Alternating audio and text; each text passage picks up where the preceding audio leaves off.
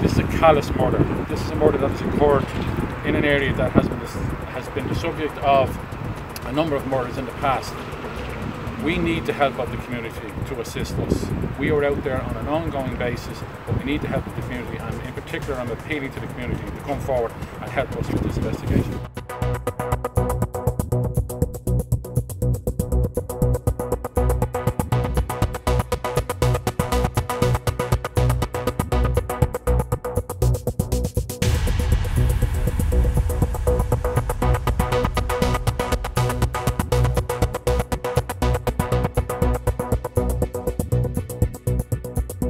What I can say to the general public is we have a full team on this investigation. We have the services of the national units, we have a full technical team involved. We have appointed a family liaison officer to the Molyneux family at this stage. And I'm appealing to people who were here at the time, that's in around 9:45 p.m, who can assist us.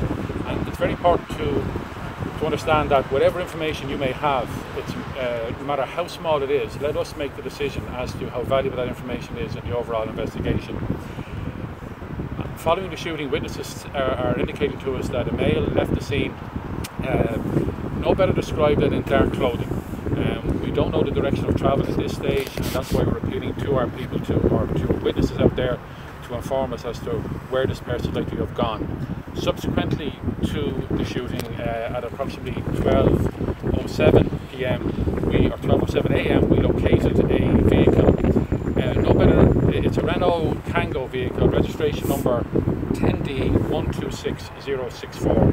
That's a white Renault Tango vehicle, 10D126064. That vehicle was located going north-south as you're heading across the Eastlink toll bridge. Before you come to Eastlink toll bridge, there is a walkway onto York Road. The vehicle was located just at the walkway onto York Road, just after the Eastlink bridge. That vehicle was partially burnt out, and we believe that vehicle may have been involved in the incident.